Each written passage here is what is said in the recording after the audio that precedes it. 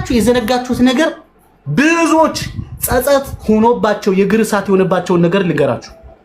ገብተው አትወልዱም፣ አግብተው ስንት ኢንቨስት ተደርጎ አግብተው ስንት እግዚአብሔር በአሳር በመከራ በዘመድ ባዝማድ በውርጅብኝ በጸሎት የመጣው ወንድ ገብቶ ሲል ልጅ የለም ሲል ልጅ የለም። ለምን መሰላችሁ ልጅ የሌለው?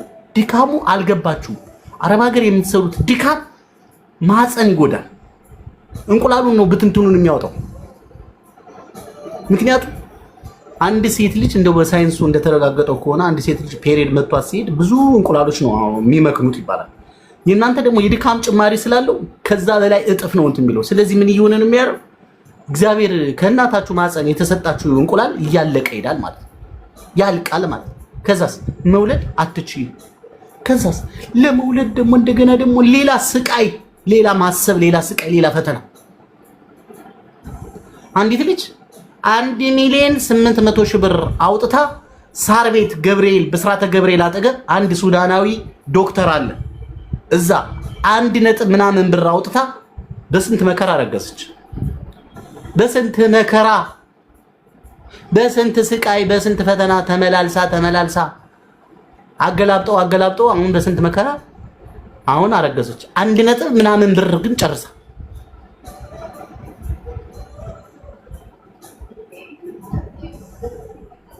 ይሄ ሁሉ ስቃይ የሚመጣው ቆይ ነገ፣ ቆይ ዛሬ፣ ቆይ ከነገ ወዲያ እያልሽ እዚህ እንዲህ ስትይ ገንዘብ ስትይ እዛ ባዶ በሃይምሮም በምን ትናንትና የገባችሁና እየሻት አይደል? እዚህ ገብቼ ትዳር ይዤ መውለድ አቃተኝ፣ ባሌን ቀና ብዬ ማየት ፈራው፣ አስጠላኝ፣ የገዛ ባሌ ጠላሁት፣ እሱ ሆኖ ነው እንጂ ተሸክሞኛለሁ፣ እኔ እኮ በጣም ኃይለኛ ሆኜበታለሁ እያለች ነበር። ስለዚህ አሁን ባለሽ ገንዘብ ቶሎ ብለሽ እግዚአብሔር የፈጠረልሽን አዳም ይዘሽ ወለድ አድርገሽ ከዛ ቀሪ ዘመንሽ ምን ችግር አለ? እዚህ የሰው ቤት ሰራተኛ ከመሆን እዛ ተጥሞርምሮ መስራት አይሻል? ኢትዮጵያ ውስጥ ተጥሞርምሮ መስራት እኮ አንድ ትልቅ ነገር ነው። ሻይ ቡና ትሰሪያለሽ፣ ትጸልያለሽ፣ እግዚአብሔር በረከት ያደርግልሻል። የሆነች ምግብ ቤት ትከፍቻለሽ። አዋፍን የሚመግብ አምላክ፣ ውራ ሞራ የሚቀልብ አምላክ፣ ለእንስሳቶች ክብር የሚሰጥ አምላክ ለሰው ክብር ይሰጣል። እኛ እኮ አልፈለግነውም እንጂ እግዚአብሔር ከፈለግነው እኮ ምንም ነገር ያደርግልናል። እሱ እኮ ቸር። እኛ መወሰን ስላልቻለን እንጂ ሲወስኑና ተጎዱ። እስቲ ጉዳችሁ አምላክ አይጎዳችሁ። ለምን? ድካምሽን ያቃላ፣ ስቃይሽን ያቃላ። ደግሞ እግዚአብሔር ደግሞ ዘር ስትተኪ ሲያይ ደስ ይለዋል። ምን ይባላል? ሰው ልጅ ሲወልድ ልክ እኮ ልጄን ሲወልድ ሀብታም ሆንኩኝ፣ ስራ ተከፈተልኝ፣ እንደውም ሁለተኛውን ሲወልድ ደግሞ መኪና ገዛው ሲሉ አልሰማችሁም? እድል በልጅ ይመጣል ይባላል። ለምን? እግዚአብሔር ይወድ ደስ ይለዋል፣ ይደሰታል። እንዴ እግዚአብሔር ፍጥረት እኮ ነው የምትወልዱት። ሳትወልዱ መጥቀሩ ግን በሰፈር መከራ፣ በመንደር መጠቋቆሚያ ሁሉም ሰው ስለናንተ ነው የሚያወራ የሚመስላችሁ። ውስጣችሁ ርርድብን ስክን ምንም ነገር ከዛ ቢዋለ ሳቃችሁ ሙሉ አይሆን፣ ደስታችሁ ሙሉ አይሆን። ለምን እዚህ ሁሉ ስቃይ ውስጥ ገባችሁ? የራሳችሁ ችግር እኮ ነው። ከውስጥ ባሉ አለመስማት እኮ ሌላ ነገር እኮ አይደል። አሁን እኔ የምናገረው ነገር እንደቀላል አድርጋችሁ እንደቀላል መሬት አፈርድም የምታበሉ ሰዎች አላችሁ፣ ግን የሚጠቅማችሁ ይመስለኛል። እውነቴን ነው የምነግራችሁ። ሴት ልጅ 30 ካለፋት የመውለድ እንትኗ በጣም ከባድ ነው የሚሆነው፣ ፈተና ነው የሚሆነው። ከድካማችሁ ጋር ፈተና ነው የሚሆነው። ከኢትዮጵያ እኮ ቁጭ ብላችሁ 30 ዓመት ቢሞላችሁ እኮ እስከ 40 እስከ 50 ጉዳት ስለሌለባችሁ መውለድ ትችላላችሁ። አሁን ግን ትጎዳላችሁ።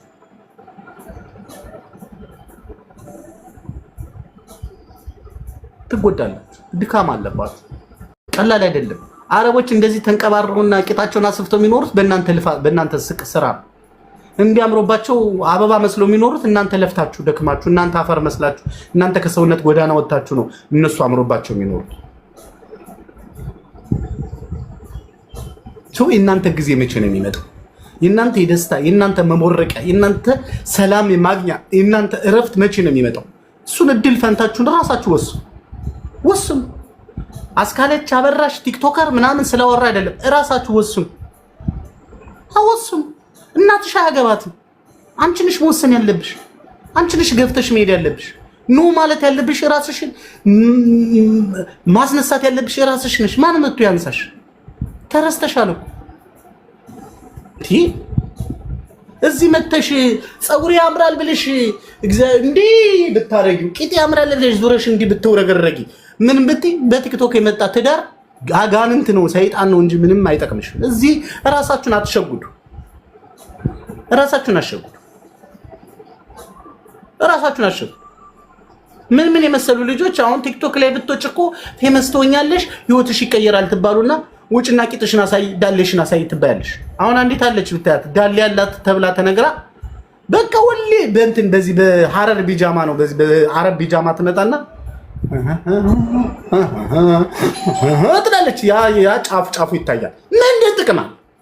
ምን ጥቅም አለው? አሁን ይሄ ህዝብ አየ ዋው ብሎ ወይም ወንዱ ደግሞ ቂጡን ሲያይ መከራውን ያያል። እዚህ የሚረጭም አለ የሚጨርስም አለ። እንደዛ አይቶ ይሄዳል። በቃ ሌላ ምን ጥቅም አለው? ማን ዞሮ ያይሻል አንቺን? አሁን ነገር አንቺ ግን ይሄን የመሰለ ሰውነት ይዘሽ ተከበረሽ አገርሽ ላይ ወልደሽ ሰው እንደመሆን እዚህ ትዘናጊያለሽ። ምንድነው ጥቅሙ? አሁን ጓደኞቻችሁ እኮ ናችሁ አጥፊዎቻችሁ እንዴ! ምንድነው? ምን ይሁን? አሁን ደግሞ ያለ ጡት ማስያዣ እና ያለ ፓንት ደግሞ ወደዚህ ብትይ 50,000 40,000 100,000 600,000 ሰው ያይሻል። ያኔ ፌመስ ትሆኛለሽ። ከዛ በኋላ የሆኑ ምድር አዳሚ እኮ ሀብታም የሆነው በዚህ ነው ተብሎ የተመከረሽ ምክር አለ አይደል? ውሸት። እንደሱ አይነት ምክር የለም። እርግጠኛ ነኝ አሁን ዛሬ ሀቢባ እዚህ ቦታ የደረሰችው ቂጧን አሳይታ ተውረግርጋ አይደለም፣ ብልጥ በመሆን እንጂ እሷን እንደሌሎች አሁን እንደምትባሉት ቂጣ አሳይታ ምናምን አይደለም። ቂጥን ሲጀመር የላትም ልጅቷ በስነ ስርዓቱ ነው መጣች። በቃ እግዚአብሔር ረዳት። እግዚአብሔር በዚህ መንገድ ነው ህይወትሽ የሚቀየረው ህይወትሽ የሚሆነው ብላ መጣች፣ ተሳካለ። እንደሱ ነው እንጂ የሚሳካው ዳላችሁን አሳይታችሁ ጡት ያለ ማሳዣ እንዲህ ሲል ከታየ ሰላም ይፈጠራል ምናምን ተብላችሁ የተነገራችሁ ነገር አትስሙ። ይሄ ውሸት ነው። ይሄ ክብርን መሸጥ፣ ማንነትን መሸጥ፣ ኢትዮጵያዊነትን ማሳጣት፣ ለሰይጣን መገዛትና በሽተኛ ከመሆን ሌላ ምንም ጥቅም የለም። ማዘናጊያ ይባላል። ማዘናጊያ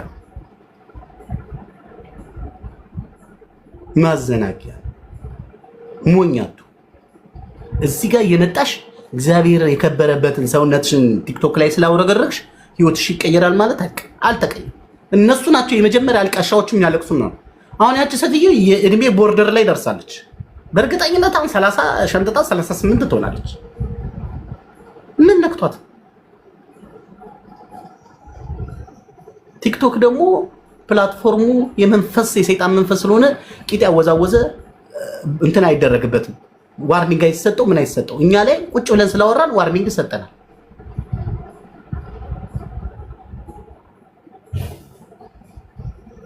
ሞኝ አትሁኑ፣ አትዘናጉ።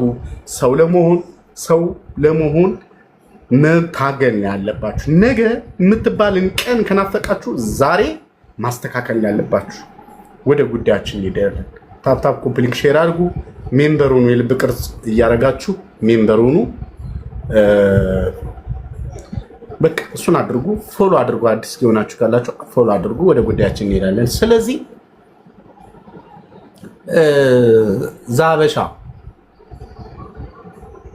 ዘተዋህዶ ነው። ይቅርታ ዘተዋህዶ የምትባይት ቴንክ ዩ ቤኪ ድንግል ድካም እኮ ነው። በስመ አብ የለሽም ዘተዋህዶ አለው ሳሚ አለው። እንደው ምን አስበሽ ነው እስቲ ንገሪ። ያው ያሰብኩትኝማ ሳሚ ያው ኢትዮጵያ እዛ መጀመሪያ እዚህ ሳልመጣ በፊት ብዙ ቻሌንጅ አሳልፌያለሁኝ። ትምህርትም እየተማርኩ ምናምን ኦልሬዲ ጨርሼ ነው ወደዚህ የመጣሁት። ተማርኬ ምናምን ጨርሼ ነው የመጣሁትና እዛ እየተማርኩኝ ኮሌጅ ላይ እየተማርኩኝ ሰራ ነበረ፣ ንግድ ምናምን ሰራ ነበረ እና ከዛ እየሰራው እየተማርኩኝ ያው ቤተሰብ ለማገዝ ማለት ነውና እየሰራው እየተማርኩ ተማርቄ ስጨርስ ነው ወደዚህ የመጣሁት ማለት ነው። ወደዚህ የመጣሁበት ምርቃቱ አረብ ሀገር ነው እንዴ ተምረሽ መጣሽው? ያስብላል በእውነት አንዳንድ ጊዜ። እሺ እንደተመረቅሽ ከመምጣት እዛ የሆነ ነገር መፍጠር አልቻልሽም? ሳሚ በዚህ ሰዓት ምንም ፈጥረው ነገር የለም። ምክንያቱም እኔ የወሎ ልጅ ነኝ ብያለሁ። ወሎ ክፍለ ሀገር ላይ ደግሞ ያለው ሁኔታ እያየው ነው። እየሰራው ነበረ ብያለሁ። ሰራለሁኝ እኮ ንግድ ሰራ ነበረ፣ አትክልት ነበረ የምሰራው ምናምን ሰራ ነበረ። ግን ምንም የተፈጠረ ነገር የለም። እግዚአብሔር ይመስገን ትምህርቴን ያስጨርሶኛል። ከዛን ውጭ ግን የምትለወጥበት አንድም ነገር የለም። ማለት ልትለወጥ የምትችለው ወይ ከፍ ያለ ትንሽ ቢዝነስ ሲኖርህ ነው እንጂ እዛው ባለህ ነገር ነው ከሆነ ሳትዝጊ አይምሮሽ ሳይበላሽ ጤናሽ ሳይጓደል አሁን ያለሽ ገንዘብ አሁን ትናንትና ለጀመርሽው ንግድ ይሆንሻል አይሆንሽም? ማይሆንም እኮ አይሆንም። እሱ ለምን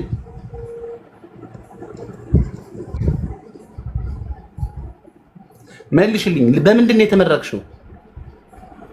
ኮምፒውተር ሳይንስ ነው የተማረኩት። ኮምፒውተር ሳይንስ። ታዲያ ለምን ስቴሽነሪ ቤት ከፍተሽ ኮፒ ምናምን እንደምን እንትን አታረጊ? ያው ወደዚህ ነው የመጣሁት። አንተ እሱን አንድ ቀን ታሰሪበት ማለት ነው። አዎ። ምክንያቱም አሁን መፍትሄው ምንድነው? መፍትሄው ምንድነው? እጅሽ ላይ ያለ ገንዘብ አለ። እሱን ገንዘብ ተጠቅመሽ ረጅም ዓመት ነው ስደት ሀገር የቆየሽው። አይበቃሽም ወይ?